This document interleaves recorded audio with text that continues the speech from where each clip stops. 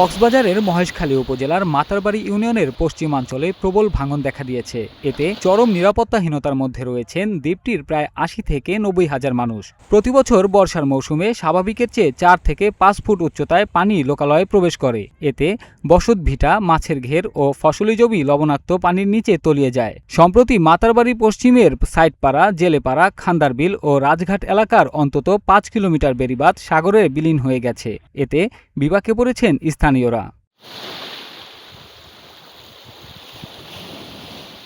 জীবন অবাক না করলে কে করবে? 28% মিল্ক ফ্যাটের অবাক করার সাথে ফ্রেশ মিল্ক পাউডার। জীবন অবাক করুক প্রতিদিন।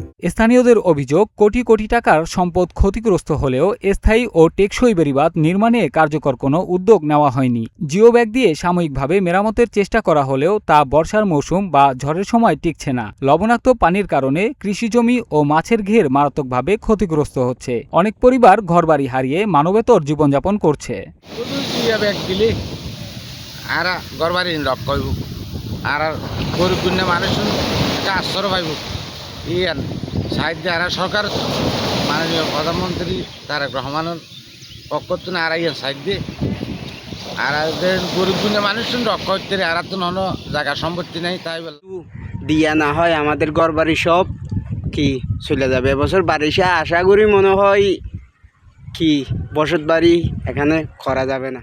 দ্রুত বেড়িবাঁধ সংস্কার করা না হলে চলতি বর্ষায় এখানকার বাসিন্দারা মারাত্মকভাবে ক্ষতিগ্রস্ত হবেন বলে আশঙ্কা করা হচ্ছে। তাই ইতোমধ্যে পানি উন্নয়ন বোর্ডের প্রতিনিধিরা ক্ষতিগ্রস্ত বেড়িবাঁধ পরিদর্শন করে দ্রুত সংস্কারের আশ্বাস দিয়েছেন।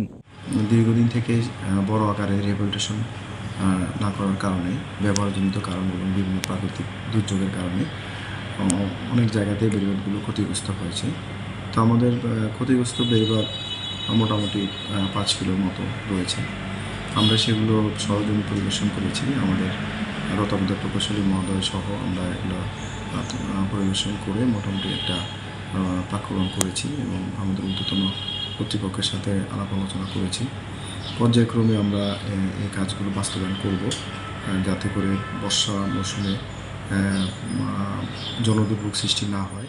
রাসেল হোসাইন, নাগরিক প্রতিদিন।